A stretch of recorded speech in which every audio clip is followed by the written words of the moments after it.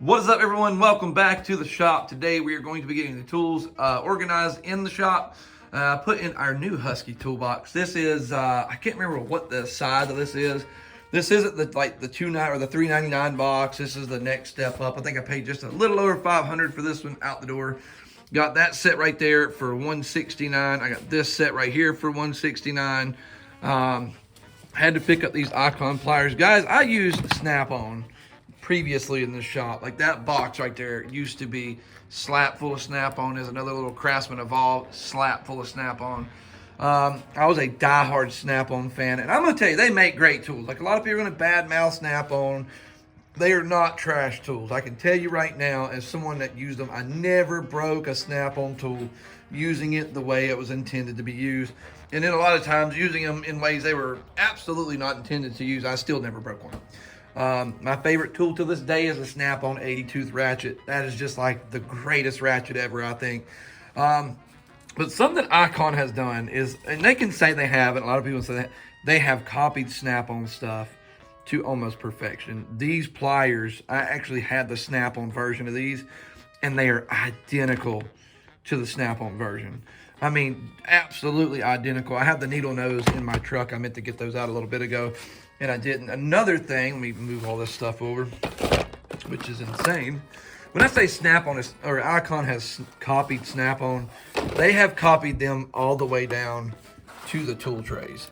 Okay, like they have copied them in every way possible. The writing on the tool, the font, is that of Snap-on almost. The fact that there hasn't been a lawsuit from Snap-on yet, I'm really amazed. I hope not. I love Icon. Do I think it's the quality of Snap-on? I don't know. You know, probably close. I don't know if their tools are forged. I do know that Snap-on's tools, a lot of them are forged. So only time will tell. I do know that Icon has definitely made a name for itself in the short time that it has been on the Harbor Freight shelf. A lot of people are falling in love with them. There's going to be a lot in this toolbox.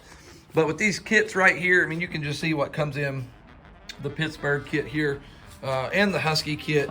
There's a lot. I mean, they come with a lot. And the reason that I went with this over Snap-on, now I'll never use Snap-on again. Now, if I get a good deal on a tool, now I'm going to buy it. $169. That right there from Snap-on would probably be close to $2,500 to maybe $5,000 worth of tools. Very, very, yeah, I would almost say every bit of $5,000 the more I look at it. And it's no different here. Now, I will say the Husky ratchet or wrenches are far superior to the Pittsburgh. The Pittsburgh wrenches and like the pliers and the stuff that come right in here, that stuff's pretty much, you know, kind of disposable. You can use it and keep it in your box. Like that would be the stuff. This right here and then the wrenches right here would be the stuff that I would take with me to the junkyard to where if I lose it, you know, a little butt hurt, but I'm not too sour about it. Now, I will say something that we did learn. Now, as you see, this is dirty. I unwrapped this because I wanted to look at a couple things in it.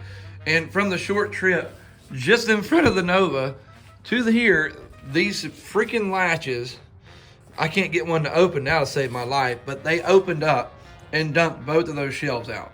And the butt hurt was real, guys. Pretty upset about it. I was not happy at all. But we got everything organized, and the trays that we're going to be putting all this stuff on, the sockets more or less, is these trays right here. It's got like, I guess, however you want to label them, that you like your 3/8, your quarter, then your half, or I guess your quarter, 3/8, and half. If we're going, you know, the right way. Oh, okay, it's already got it like labeled up there. I see how it does it now. You got your quarter, your 3/8, and your half. I think I'd rather have it color coded. That way I look at the color and know what I'm messing with, but that's just me. As far as the Husky toolbox goes, let me organize this. I have a tripod, guys. I left it at the house, so bear with me today. The Husky thing I do like about it comes with all your drawer mats, or at least it did for the top. Yeah, it's got a couple mats in there. Anybody that's buying a Snap-on toolbox, you've lost your mind. This box, I mean, I'm not a tech anymore. When I did work in a dealership, a box don't make you money, guys. It really don't. Like, yeah, it makes you look good, I guess, maybe more official. Box doesn't make you money. Personally, if I was like a shop floor manager or something like that, I seen a tech with like, you know, a box like this, or, you know, a US General, but that thing was loaded down with nice tools, I'm gonna come to you for more things than I am the guy that's got the big old Snap-on box. I just feel like you got more common sense. Like you just know where to, you're a little wiser, I guess. I'm not knocking anybody that's got a Snap-on box. It's just I'm not paying a couple $1,000s for a box just because it's a Snap-on or it's got a pretty little painting on it. I could care less. I don't care. It holds my tools. I want it to be sturdy, holding my tools. I want it to have a nice locking mechanism to protect my tools. Other than that, really don't give, jibber jabber, whatever. Another brand that has really started popping up to me is the Hyper Tough 12 volt series. I'm not a tech, so I don't need, Milwaukee everything. Yeah, I guess it would be kind of nice to have Milwaukee everything. But this right here was 49 bucks. And they gave me two 10 millimeter sockets. I don't know if I can get in there and show you. I guess they know the struggle is real when it comes to the 10 millimeters.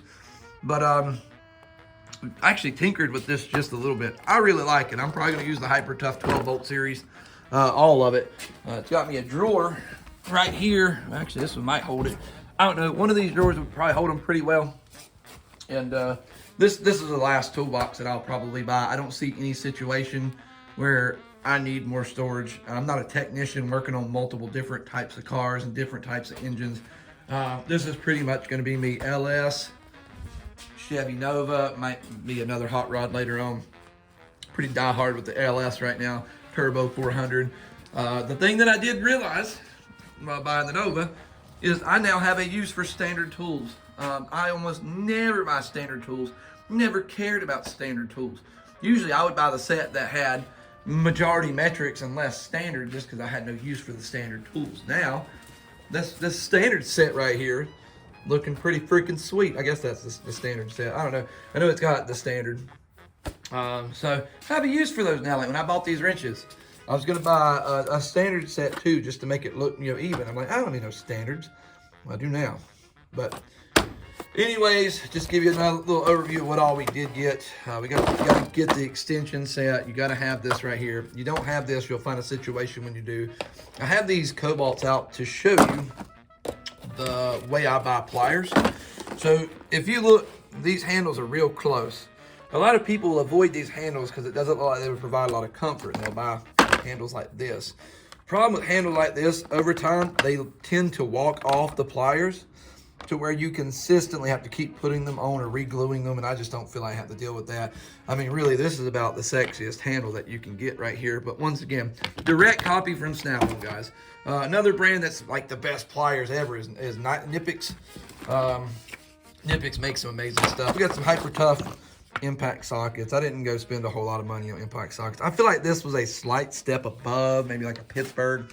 I don't know. It might not be, but in my mind it was, and I feel pretty good about the purchase. I think both of these sets, your standard and your metric, because at that point I realized I had a use for standard. It was like $31. So you can't beat that. I mean, I might have been 35. It wasn't more than like 38 bucks, I know. So either way, we done good. I'm gonna get the toolbox all organized up, and then I guess in the next video, I'll kind of show you what's going on with all that. Just kind of wanted to show you what all tools we're working with. I think as far as a tool haul, couldn't have really done any better. I don't even have $500 in these tools, guys. Like in the box and the tools, I have just probably a little over $1,000 because the box went a little over 500 bucks. But all this stuff right here from Snap-on, I mean, you're looking at 10 grand. I maybe more than 10 grand, to be honest with you, because I mean, just look at all the stuff you get in this kit. I've got now where I'd prefer to buy a kit than individual stuff because you can really get a deal. I mean, in all, I don't think I have less than $1 per tool in both of these. I don't know exactly how less. 169 or 290. I can't remember how to do that math, but yeah, I mean, you can't do no better than that. You really can't. I mean, I'm almost at 50 cents a tool, somewhere in there. I'm a little over 50 cents a tool. Anyways, guys, catch you on the next one. Hope you guys enjoyed the video. I gotta get this cleaned up. I gotta get this shop looking somewhat normal so we can make some actual awesome videos, guys. We'll catch you on the next one.